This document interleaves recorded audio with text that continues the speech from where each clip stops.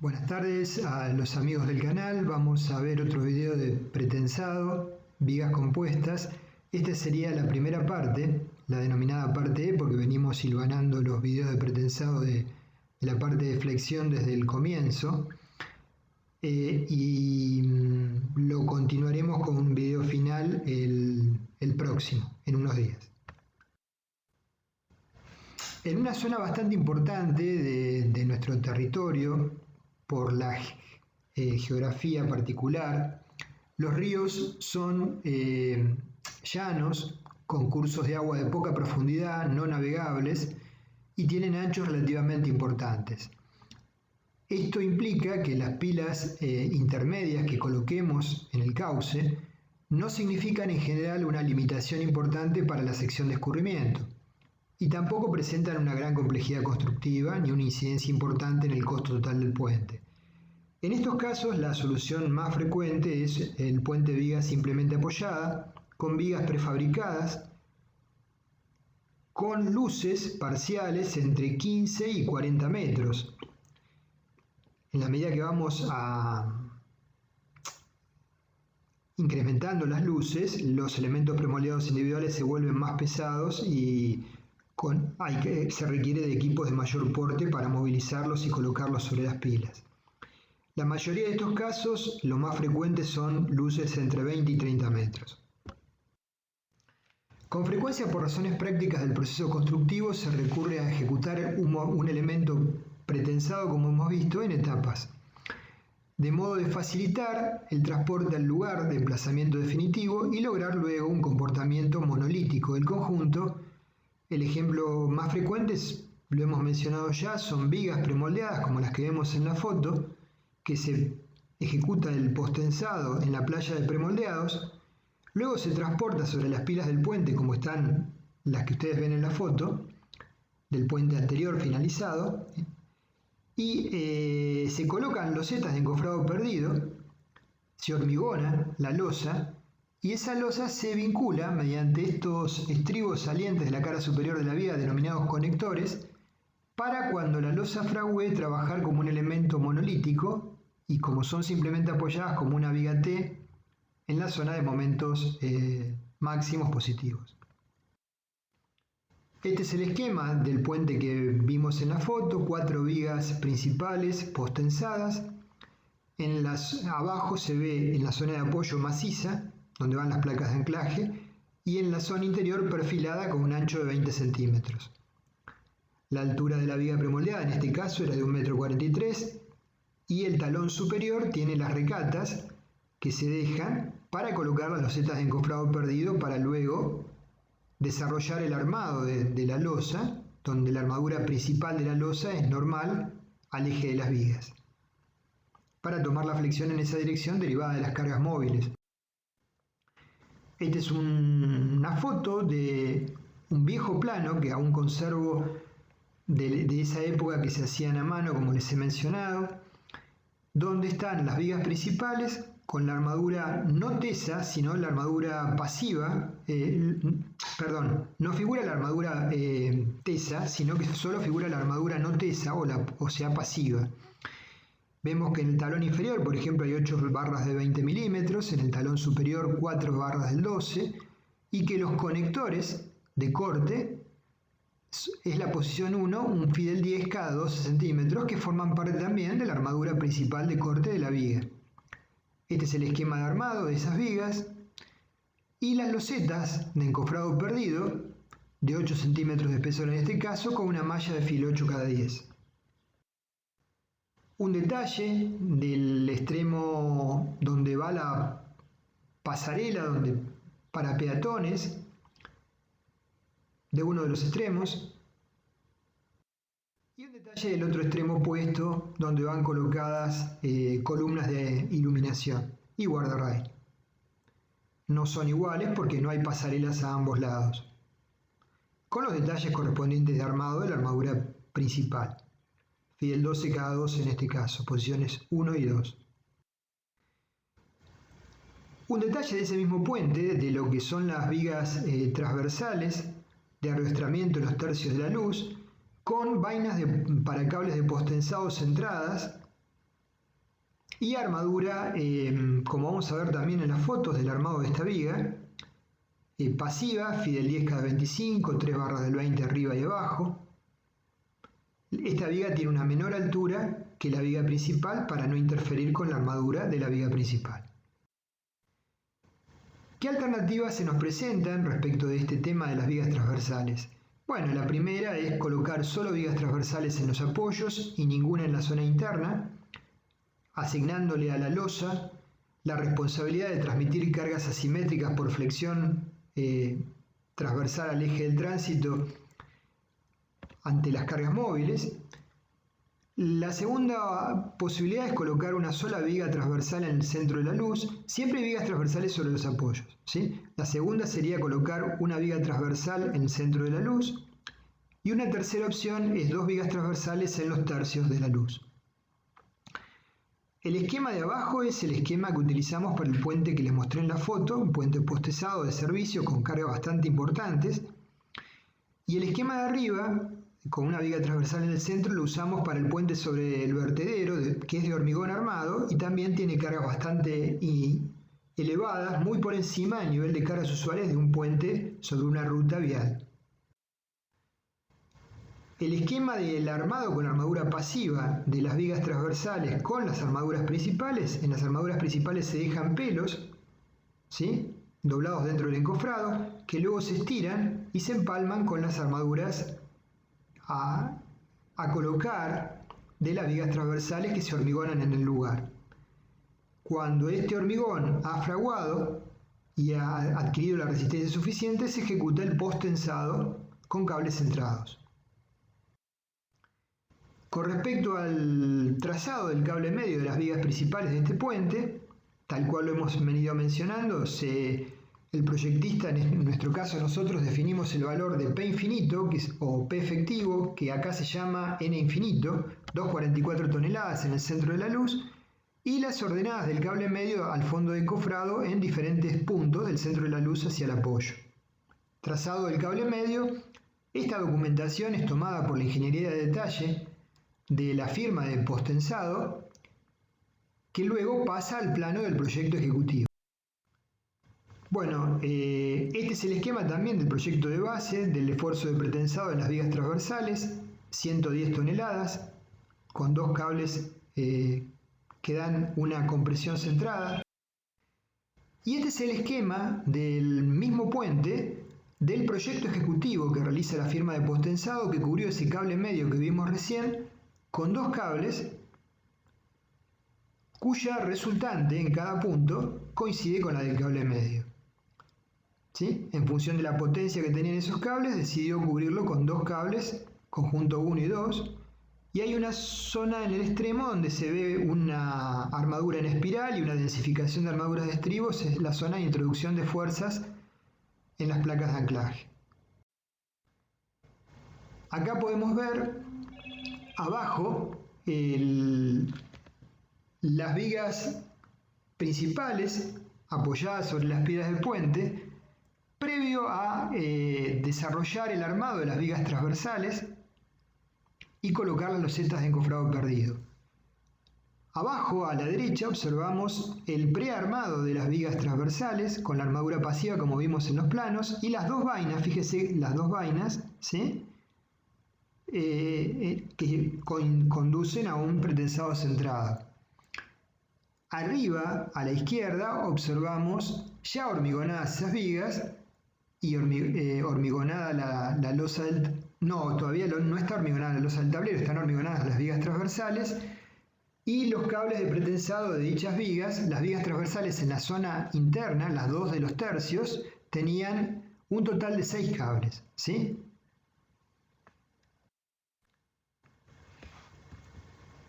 Este es el puente que les mencioné, las fotos anteriores previas y los dibujos de los planos. Luces de 20 metros entre pilas, posttensado con 4 vigas principales. Era un puente que estaba solicitado por cargas que tenían que ver con el destino de la obra. Era un puente de servicio, es un puente de servicio porque se lo iba a demoler y no se lo demolió por la utilidad que tuvo a posteriori de la obra. para vincular ambas márgenes de dos provincias en la Patagonia Argentina. Y estaba pensado, y así se diseñó, para sistemas de cargas de tren, de cargas especiales, camiones que transportaban roca, carretones con transformadores, etc. Este es el otro puente en esa zona en particular, aguas arriba sobre el vertedero, que fue ejecutado con puentes, vigas premoldeadas de hormigón armado, con una viga transversal en el centro de la luz. Se ven, marqué con las flechitas en negro, los conectores de corte de las vigas transversales. Acá ya se pueden ver las losetas de encofrado perdido colocadas y la armadura que estaba siendo colocada del armado de la losa principal. En la izquierda pueden ver dos filas de planchas metálicas que son las que sirven para posicionar en el hormigón de primera etapa los bulones pasantes para fijar los rieles, porque por ahí va a apoyar una de las patas de un pórtico grúa que apoya sobre esta línea y sobre una viga premoldeada aguas abajo que vamos a ver en una foto posteriormente. Entonces, acá vemos el puente ya hormigonado, la viga transversal en el centro de la luz. Esta es un puente viga, pero de hormigón armado. Las vigas transversales son de hormigón armado. Aguas abajo se ve lo que aparentemente sería una única viga, y lo es en la etapa final, pero fue constituida por dos vigas rectangulares de hormigón armado y un hormigón de segunda etapa. Se ve una línea horizontal, ¿sí? Un hormigón de segunda etapa colocado en el sitio, sobre el cual se emplaza el otro riel de apoyo de la pata del puente grúa. Ese puente grúa, ¿qué destino tiene? Colocar cierres temporarios de las compuertas radiales para reparar las mismas. Para que todo funcione como una unidad, la viga premoldeada y la losa, hay que tomar la fuerza rasante que se debe transmitir desde el ala al alma, la resultante de compresión C en el ala a la resultante de tracción T en el alma. Si no evitamos el deslizamiento relativo, el ala y el alma van a actuar como dos vigas separadas, resistiendo cada una de ellas su parte de carga mediante flexión alrededor de los propios ejes baricéntricos. Entonces, para lograr con éxito el desarrollo de la acción compuesta, hay que definir las fuerzas cortantes y luego los conectores de cortante para que conectores de corte, como están indicados en la foto. Acá vemos en la etapa de la playa de premoldeados las vigas con la cara inferior ensanchada, que son las vigas de puente de hormigón armado, con los conectores de corte en la cara superior, y las vigas que son rectangulares, dos vigas rectangulares, ¿sí?, como las que ven a la izquierda y en el centro, conformaban una única viga, aguas abajo del puente sobre el vertedero, y esos conectores de corte salientes permitían hormigonar un macizo de hormigón arriba, sobre el cual iba inserto la base para nivelar el riel aguas abajo. Acá vemos de otro puente postensado con 30 metros de luz, la viga premoldeada tipo. Este puente tenía la particularidad de no contar con vigas transversales en la zona interna, solo en los extremos, con 4 cables, como vemos arriba, a la derecha, en la zona maciza de la viga, los 4 cables de postensado. Entonces acá está el detalle de los 4 cables, la ubicación de cada uno de ellos, ¿sí? Cable 1, cable 2, cable 3. Cable 1 son 2 cables y cable 2 y cable 3 serían 1 cada uno, para hacer el replanteo de los mismos. Esta es otra vista del mismo puente. Como ven, no hay vigas transversales en la zona interna. El alma es bien perfilada y este puente también fue pensado como puente fuera de ruta para trenes de carga muy especiales. Una ampliación donde se ven el perfilado de la viga y la zona maciza donde van los anclajes. Como estados de carga a considerar para el diseño de un puente viga, para el nivel de cargas de servicio siempre hablamos, en principio, para hacer la verificación tensional para cargas de servicio en el hormigón y determinar la armadura tesa. Y luego hacíamos para cargas mayoradas la verificación de rotura. Entonces tenemos un estado inicial donde tenemos el esfuerzo de pretensado en su máximo valor P0, P0 igual a P sub I, P inicial, y T es igual a T0. Y el momento flector es M0, que es igual al peso propio de la viga, porque estamos aplicando el pretensado excéntrico en la playa de premoldeados. Como es excéntrico, se genera un momento que tiende a curvar la viga hacia arriba y se manifiesta el peso propio de la viga M0.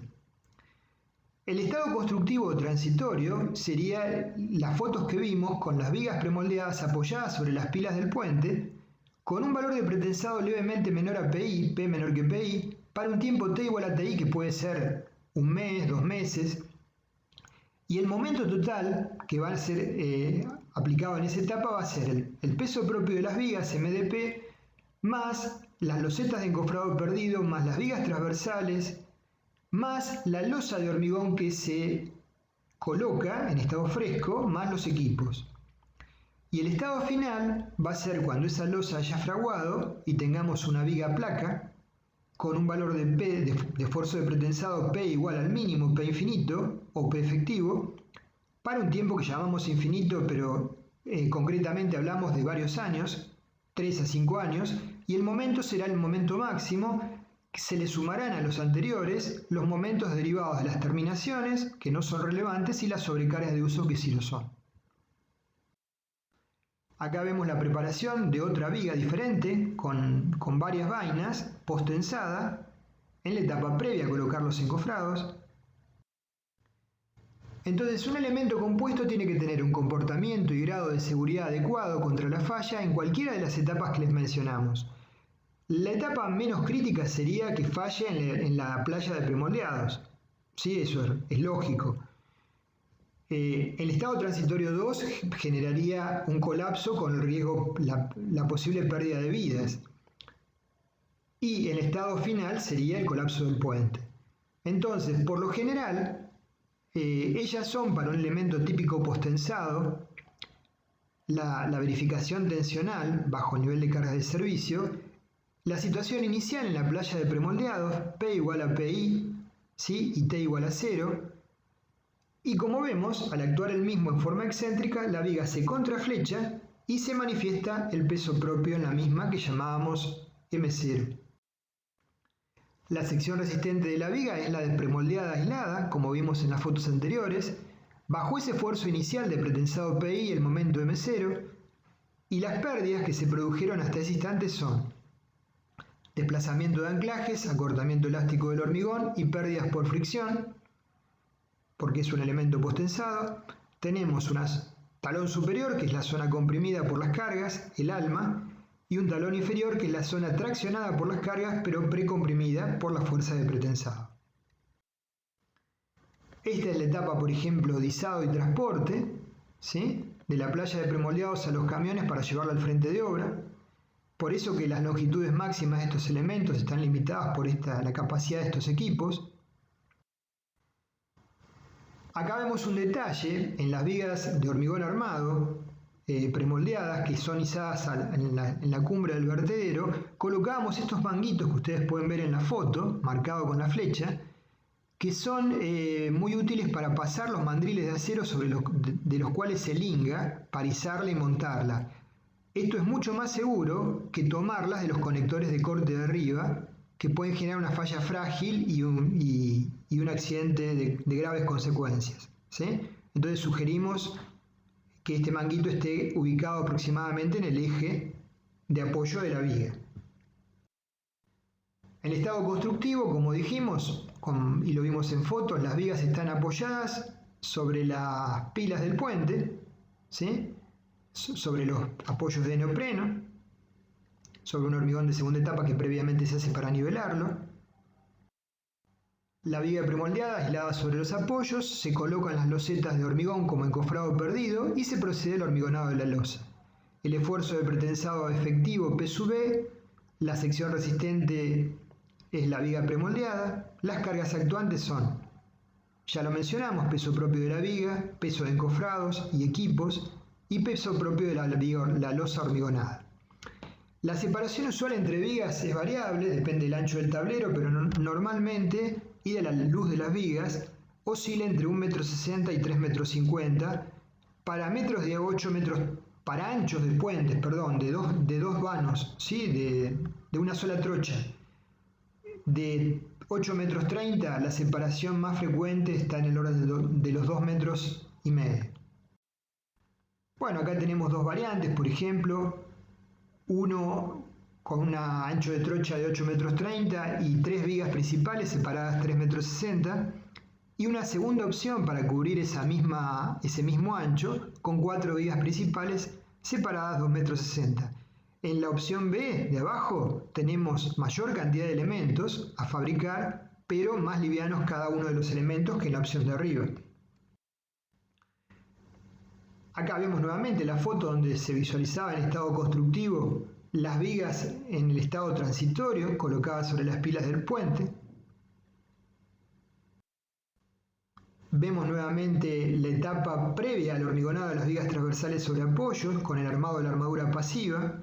Esas vainas que ustedes ven que no están perfectamente rectas, previo al hormigonado se fijan y se las vuelve perfectamente rectas naturalmente. Acá vemos la colocación de losetas de encofrado perdido en otro puente. El esquema principal, en el sentido del tránsito, tenemos vigas transversales sobre los apoyos y acá una viga transversal en el centro del vano.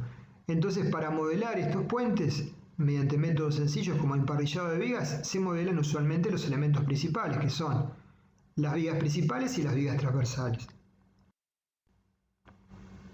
Bajo esta situación, estado transitorio, tengo que verificar las cargas últimas, la seguridad bajo cargas últimas, la seguridad de rotura, y la pregunta es, ¿qué sección resistente tengo? Bueno, la sección resistente que tenemos es la de la viga premoldeada, ¿sí? Donde la viga premoldeada tiene una característica que para tomar las compresiones en estado último tiene un talón superior que si es muy pequeño podemos llegar a tener dificultades para la verificación de rotura porque puede romper por agotamiento del hormigón comprimido sin que la armadura inferior entre en fluencia, y eso no se puede aceptar y será motivo de que haya que rediseñar nuevamente la viga.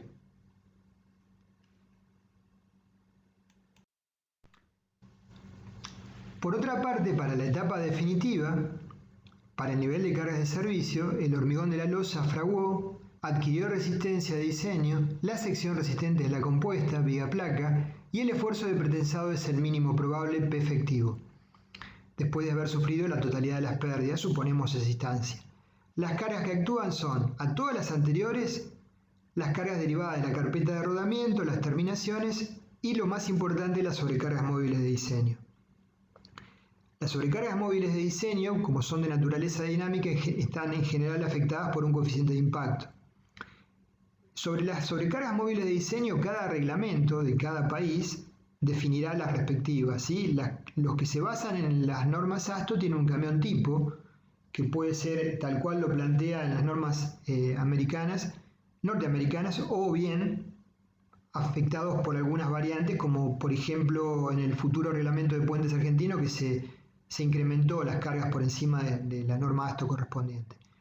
Pero bueno, eso es un tema local, conceptualmente no cambia nada. Entonces tenemos en la viga aislada premoldeada, por un lado, tiene sus características de área, momento de inercia, radio de giro, módulos resistentes S1P superior y S2P inferior, excentricidad de los tendones, en zona gris, a la izquierda, y la viga compuesta, donde formará una gran cabeza comprimida la losa en blanco, con el ancho colaborante respectivo, y habrá que nuevamente calcular la sección, el área de la sección compuesta, el momento de inercia de la sección compuesta, los módulos resistentes de la sección compuesta, tanto para el extremo superior de la losa como para el extremo inferior. Nuevamente recalcular todos estos datos porque son necesarios los datos de las características de la sección en la etapa inicial y en la etapa compuesta. Cabe señalar desde un punto de vista práctico que el sistema de postensado requiere de placas de anclaje en ambos extremos, lo que implica la necesidad de ensanchar el alma en esas zonas, como hemos visto en las fotos, y como se transmiten fuerzas muy importantes de precompresión a través de esas placas, la viga se maciza y se le incorpora una armadura en suncho y una armadura para tomar las fuerzas de hendimiento que se generan producto de esas cargas concentradas hasta que las mismas se disipan y se uniforman. La zona maciza es más o menos aproximadamente del orden de la altura de la viga. Acá lo vemos, zona maciza de la viga, en una de las vigas ubicadas, y abajo otra viga diferente de otro puente, donde se está atezando uno de los cables con un gato multitorón, y la zona maciza en los extremos de la misma, en la playa de premoldeados. Para el planteo y la verificación de tensiones en servicio podemos asumir un comportamiento lineal y elástico para el hormigón y aplicar el principio de superposición de efectos. Para el estado inicial, P igual a PI, tenemos en la fibra superior F1 menos P sub I sobre el área de la sección de la viga premoldeada, por el término entre paréntesis, que como ya lo vimos en los videos de flexión, no los quiero cansar, implica el término P por EP el momento, ¿sí?, derivado de la fuerza de pretensado excéntrica, menos M0, que es el momento derivado del peso propio de la viga, sobre el módulo resistente superior S1P. En la fibra inferior tenemos los mismos términos con cambio de signo y naturalmente el peso propio de la viga genera tracciones, no compresiones, más M0 sobre S2P. S1 y S2P suelen ser diferentes porque el talón superior e inferior de la viga tiene geometrías diferentes, como hemos visto en la mayoría de los proyectos. Recordemos, subíndice 1 indica fibra superior y valor de M0 significa momento derivado del peso propio de la viga. Entonces la situación inicial, solo debido al pretensado, es el diagrama de la izquierda, pero como el pretensado va acompañado de la curvatura, la contraflecha de la viga y la aparición de M0, el momento real, las tensiones reales en la viga para el instante inicial de pretensado son las del diagrama de la derecha, donde hay una muy fuerte compresión en las fibras inferiores, ¿sí?, y una eventual tracción que tiene que estar limitada en función del código o reglamento que utilicemos en la fibra superior. Las tracciones, el volumen de esas tracciones, debe ser evaluado, tomado respecto del área sobre la cual actúa y colocada una armadura no tesa, tal que pueda tomar esas tracciones con una tensión de trabajo reducida, del orden de FI sobre 1,7, para controlar las fisuras máximas si acaso se generaran. Para la etapa transitoria, la verificación tensional es la que vemos aquí. Tenemos como elemento la viga premoldeada sola. El valor del pretensado es levemente menor al inicial, pero es mayor al final, porque se supone que es una etapa intermedia. Y la única diferencia que aparece, entonces, en lugar de PI aparece un valor PE menor. Y al valor de M0 se le agrega MdP, que serían los momentos derivados de los restantes pesos propios, los zetas de encofrado perdido, peso del hormigón recién colocado y equipos, operarios. Lo demás es igual. Esta verificación tensional no es relevante en general, sí lo es la primera y la última, que vamos a ver luego, pero sí esta situación, etapa transitoria, es relevante verificar a rotura, ¿sí? Muchas veces no verifica a rotura, para cargas mayoradas naturalmente. Y la etapa definitiva, tenemos el mínimo valor de esfuerzo de pretensado, P igual a P efectivo para T igual a T infinito, y acá se le suma, bueno, primero, el valor de pretensado es el valor mínimo, y se le suma un término, MdC más ML, a la derecha, con un módulo resistente distinto, S1C. ¿Por qué? Porque es el módulo resistente de la sección compuesta. Los momentos flectores que se adicionan o las cargas que se adicionan cuando la losa ha fraguado generan tensiones en la viga T, ¿sí? Los anteriores solo generan tensiones en la viga premoldeada. Por eso el término que se adiciona en F1 menos MdC más ML sobre S1C y en F2 más MdC más ML sobre S2C son referidos a los módulos resistentes de la sección compuesta como viga placa. ML es el momento flector derivado de las sobrecargas de uso. Para esta situación, naturalmente vamos a tener una fuerte compresión en la zona superior y una tracción que deberá ser limitada en la fibra inferior en función del código o reglamento que utilicemos. En el diagrama de tensiones vamos a ver que hay un salto de tensiones entre la cabeza superior de la viga premoldeada en rayado y la cabeza inferior de la losa a nivel de S1C. ¿Por qué? Tenemos la línea 5, la tensión F3 superior e inferior F4, porque la losa solo puede tomar cargas cuando ha fraguado, ¿sí? La viga premoldeada ya tenía tensiones derivadas de las cargas que estaba tomando previamente. Para este estado final, viga-placa, se debe verificar naturalmente la seguridad de rotura bajo las diferentes combinaciones de cargas mayoradas. Como hemos visto, para un elemento simple de hormigón armado hay un ejercicio de una viga premoldeada post-tensada desarrollado completo, lo pueden ver, donde verificamos las tensiones y verificamos el momento último y también las condiciones de fisuración. En este ejemplo tenemos armadura tesa y no tesa, que es lo más usual que ocurre en las vigas reales. Con respecto a la verificación a rotura en la viga compuesta, tendríamos, estrictamente hablando, una zona rayada de las alas y una zona del centro del nervio comprimido del alma. Y dos resultantes, una resultante TP de la armadura tesa y una resultante TS de la armadura no tesa. Y por lo tanto tendríamos los tres términos que podemos observar en el momento nominal, abajo. El momento nominal multiplicado por el factor de reducción debe ser menor o igual que m último. Ahora, desde un punto de vista práctico, dada la gran sección de losa comprimida, el eje neutro suele caer dentro de la losa y por lo tanto, ¿sí?, uno puede diseñar o iterar a partir de esa hipótesis con el ancho colaborante B definido y con el eje neutro, por ejemplo, imaginándolo en el borde inferior de la losa. Con lo cual sacamos la resultante C rápidamente y el brazo de palanca interno también. Entonces, sobre esta simplificación podemos iterar para lograr el resultado exacto y casi con seguridad, salvo que la losa tenga un espesor muy pequeño y esté muy distanciada las vigas, casi con seguridad el eje neutro va a caer para las cargas mayoradas dentro de la losa.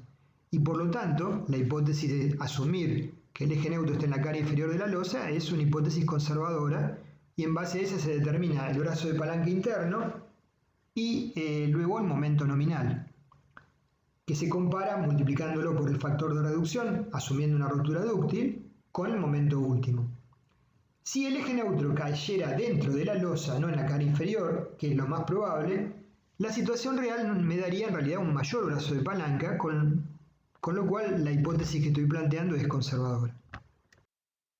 Bueno, gracias por su atención y acompañamiento, los espero en el próximo. Y por supuesto, como siempre les digo, si no se han suscrito al canal y les gustan los videos, estaría muy bueno que lo hagan. Cuídense mucho.